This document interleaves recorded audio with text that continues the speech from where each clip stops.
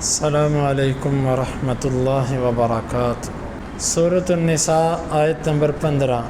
اعوذ باللہ السمیع العلیم من الشیطان الرجیم من حمزہ ونفخہ ونفثہ واللاتی یأتین الفاحشۃ من نسائکم، وہ جو فحاشی کو آئیں تمہاری عورتوں میں سے، فاستشہدوا علیہن اربعۃ منکم، پس تم ان پر 4 لوگوں کو گواہ بناؤ اپنے میں سے۔ فَإِن شَهِدُوا فَأَمْسِكُوهُنَّ فِي الْبُيُوتِ، پس اگر وہ گواہی دیں پس تم انہیں گھروں میں روکے رکھو، حَتَّى يَتَوَفَّاهُنَّ الْمَوْتِ، یہاں تک کہ موت ان کو ختم کر دے، فیصلہ کر دے، او يَجْعَلَ اللَّهُ لَهُنَّ سَبِيلًا، یا اللہ تعالیٰ ان کے لیے کوئی رستہ بنا دے۔ پیچھے والی آیات کے اندر اللہ رب العالمین نے عورتوں کے اوپر ہونے والے ظلم پر رد کیا۔ وہ ظلم یہ تھا کہ وراثت میں سے حصہ نہیں دیا جاتا تھا۔ اس سے پہلے اللہ رب العالمین نے یتیموں اور عورتوں کے حق میں ایک اور ظلم کا ذکر کیا کہ ان کے ساتھ نکاح میں بڑی زیادتیاں کی جاتی تھیں۔ عورتوں کے حقوق بیان کیے جا رہے ہیں، اسی لیے سورت کا نام بھی سورہ نساء ہے۔ یہاں سے اللہ تعالیٰ نے ان کے حقوق بیان کرتے کرتے ایک اور چیز کا بھی بیان کیا کہ یہ مطلب نہیں ہے کہ اسلام ہر چیز میں عورت کو آزادی دیتا جائے، آزادی دیتا جائے، آزادی دیتا جائے۔ اسلام نے جو ان کے ساتھ ظلم تھے اسے ضرور بند کیا، لیکن ظلم بند کرنے کا مطلب یہ نہیں تھا کہ اب عورت جو چاہے کرتی پھرے۔ یہاں پر فرمایا کہ اگر تمہاری عورتوں میں سے کوئی فحاشی کو آئے تو تم اس کی فحاشی پر گواہ بناؤ۔ اب یہاں پر بھی در حقیقت عورت کا ایک حق بیان کیا کہ عام طور پر لوگ ایسے ہی کسی کی بیٹی پر، کسی کی بہن پر تہمت لگا دیتے ہیں، فلانی تو ایسے ہے۔ اسلام نے یہاں پر بھی دفاع کیا کہ اس کو 4 گواہوں کے ساتھ جوڑ دیا کہ اگر کسی عورت پر تہمت لگانی ہے تو 4 گواہ، اور 4 گواہ منکم، تم میں سے، یعنی مسلمان، عادل، ثقہ۔ اور اگر یہ 4 گواہ تمہیں نہ مل سکیں تو تم میں سے اگر 3 بندوں نے جا کے کسی کے خلاف قاضی کو جا کر گواہی دی، یعنی کہ اس کے خلاف دعویٰ کیا کہ فلانی عورت ایسے، اور گواہ 4 پورے نہ کر سکے، 3 بندے گواہ ہوں اور تینوں یہاں تک کہتے ہوں کہ ہم نے اپنی آنکھوں سے دیکھا، اور ایسے دیکھا جیسے سرمچی سرمے دانی کی کیفیت ہوتی ہے، پھر بھی ان کے اوپر 80 کوڑے حد ہے۔ اصل وجہ یہ کہ اللہ تعالیٰ نے اگر حدیں بنائی ہیں تو ان کا نفاذ بھی اتنا محتاط رکھا ہے کہ کوئی اس کا غلط استعمال نہ کر سکے۔ اب 4 گواہ ہوں، اور 4 گواہ بھی صرف یہ نہ کہیں جی ہم نے دیکھا ہے، جی دیکھا ہے، جی کیا دیکھا ہے، ایک ایک چیز پوچھی جائے گی۔ حتیٰ کہ اگر وہ یہ کہتے ہیں کہ جی ہم نے ننگا دیکھا ان کو، تب بھی حد لگ جائے گی کہ یہ تو کوئی گواہ نہیں، یہ تو کوئی دلیل نہیں ہے۔ وہ کہیں ایک بستر میں دیکھا ہے، تب بھی دلیل نہیں ہے۔ لیٹے دیکھا اکٹھے، تب بھی دلیل نہیں ہے۔ بدن کے ساتھ بدن جڑے ہوئے دیکھا ہے، یہ بھی دلیل نہیں ہے۔ جب تک وہ یہ نہ کہے کہ شرمگاہ کے اندر تھی، ہم نے دیکھا اس پر 4 گواہ گواہی نہ دیں، اس وقت تک گواہی قبول نہیں ہے۔ الٹا گواہی قبول نہ ہونا تو دور کی بات، ان کو 80 کوڑے سزا لگ جائے گی۔ اگر تم دیکھو ان کو تو تم گواہ بناؤ ان کے خلاف۔ یہ حکم دیا جا رہا دیکھنے والوں کو کہ 4 گواہ بناؤ۔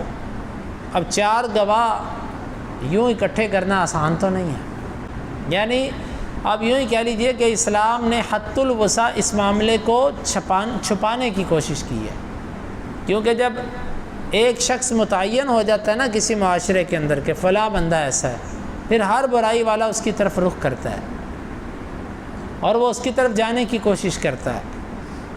اسی لیے یہاں پر اس کو اتنا مشکل بنا دیا کہ جب تک 4 گواہ نہ ہو کسی کے بارے میں کوئی انگلی نہ اٹھا سکے۔ اربعۃ منکم، اپنے میں سے، یعنی گواہ بھی یہ نہیں کہ ایرا گہرا نتھو خیرا 4 بندے اکٹھے کر کے آپ نے گواہ بنا لی، نہیں، وہ گواہ تم میں سے، یعنی مسلمان ہوں، با اعتماد لوگ ہوں، ثقہ ہوں۔ فَإِن شَهِدُوا فَأَمْسِكُوهُنَّ فِي الْبُيُوتِ، اگر وہ گواہی دے دیں 4 گواہ، جس طرح گواہی لینے کا طریقہ ہے، پھر تم انہیں گھروں میں روکے رکھو۔ یہ حکم دیا جا رہا ہے حکمرانوں کو یعنی یہ کام حکومت کا ہے، اپنے طور پر کوئی بھی بندہ زنا کے خلاف ایکشن نہیں لے سکتا، حتیٰ کہ یہ غیرت کے نام پر جو قتل کیا جاتا ہے اسلام اس کی اجازت نہیں دیتا۔ بے حیائی ہے، یہ رکنی چاہیے، لیکن بے حیائی کو روکنے کے لیے آپ جو چاہیں کریں، یعنی کہ آپ ایسا عمل کریں کہ جو آپ کو اجازت نہیں ہے کرنے کی، اس کی اسلام اجازت نہیں دیتا۔ یعنی اسلام اس چیز پر باندھتا ہے کہ تم اپنا مقدمہ اسلامی عدالت میں تو لا سکتے ہو، لیکن خود ہر معاملے کے اندر تم اقدام نہیں کر سکتے، ہر معاملے میں۔ فَإِن شَهِدُوا فَأَمْسِكُوهُنَّ فِي الْبُيُوتِ، اگر وہ گواہی دے دیں تم انہیں روکے رکھو اے حکمرانوں، فی البیوت گھروں میں، جو ان کے گھر ہیں اس میں بند کر دو، یعنی عمر قید، حتیٰ یتوفاہن الموت، یہاں تک کہ ان کو موت فوت کر دے، یعنی عمر قید، زندگی بھر ان کو قید میں رکھو۔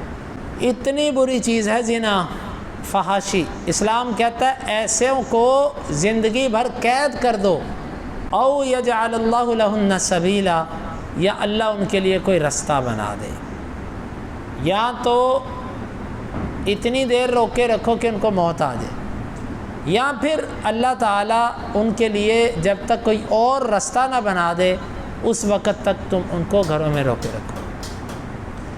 جب یہ آیت مبارکہ اتری تو اس کے بعد سورہ نور کی آیات اتری، جب وہ اتری تو اللہ کے نبی صلی اللہ علیہ وسلم نے فرمایا کہ خذوا عنی قد جعل اللہ لہن سبیلا، میرے سے یہ بات لے لو، یہ بات سیکھ لو، اللہ تعالیٰ نے ان کے لیے رستہ بنا دیا۔ البکر بالبکری جلد مئۃ و تغریب عام، کنوارا کنوارے کے ساتھ فحاشی کرے یعنی زنا کرے تو 1 سال کے لیے ان کو ملک بدر کیا جائے گا اور 100 کوڑے مارے جائیں گے۔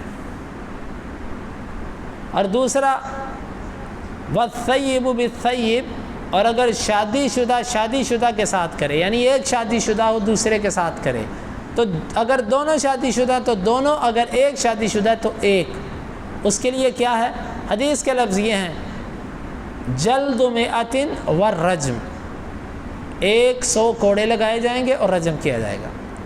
پھر اس میں اہل علم کا اختلاف ہے کہ یہ دونوں چیزیں جمع کی جائیں گی کہ نہیں۔ احمد بن حنبل رحمۃ اللہ علیہ اور دیگر اہل علم، علی رضی اللہ عنہ سے ایسے آثار ملتے ہیں، انہوں نے دونوں چیزوں کو جمع کیا۔ خلیفہ راشد علی رضی اللہ عنہ پہلے 100 کوڑے لگائے ایک دن، اگلے دن رجم کیا، اور کہا کہ میں نے کوڑے لگائے ہیں قرآن کے حکم پر اور رجم کیا ہے سنت کے مطابق، جبکہ جمہور اہل علم یہ کہتے ہیں کہ نہیں، ایک سزا ہی دی جائے گی، وہ رجم ہے، جب رجم کر دیا تو کافی ہے۔ ان کی دلیل یہ ہے کہ غامدیہ اور اسی طرح مائز اسلمی، ان کا جو واقعہ ہے اللہ کے نبی صلی اللہ علیہ وسلم نے کوڑے نہیں لگائے، سیدھا سیدھا رجم کر دیا، یہ دلیل ہے ان کی۔ بہرحال یہاں سے یہ بات تو معلوم ہوتی ہے کہ لازم نہیں ہے، البتہ اس کے نسخ کا دعویٰ کرنا واللہ عالم، یہ مجھے اس پر کوئی مطمئن یعنی بات نہیں مل سکی۔ زیادہ سے زیادہ یہ کہا جا سکتا ہے کہ ایک پر بھی اکتفا ہو سکتا ہے، لیکن اگر کوئی دونوں پر کرتا ہے جس طرح خلیفہ راشد سے ثابت ہے، ان سے منقول ہے روایت، تو یہ احمد بن حنبل رحمۃ اللہ علیہ کا موقف ہے یا دیگر اہل علم کا یہ موقف ہے۔ اگر دونوں پہ عمل کرتا ہے تو اس کی ممانت کی کوئی دلیل نہیں ہے کہ ہم اس کو روک سکیں۔ اور اسی طرح تغریب و عام میں بعض اہل علم کہتے ہیں کہ 1 سال جلا وطن نہیں کیا جائے گا، ملک میں ہی رکھا جائے گا، یہ مصلحت اور مفسدت کے ساتھ ہے، وقت اس چیز کا تعین کرے گا کہ اس کو ملک بدر کرنا ہے کہ نہیں کرنا۔ بعض دفعہ ملک بدر کرنے میں مفاسد زیادہ ہوتے ہیں اور بعض دفعہ ملک بدر نہ کرنے میں مفاسد زیادہ ہوتے ہیں۔ خیر یہ جو ہے حدیث کے اندر تو واضح آ گیا، باقی اس کو متعین کیا جا سکتا ہے قرائن کے ساتھ۔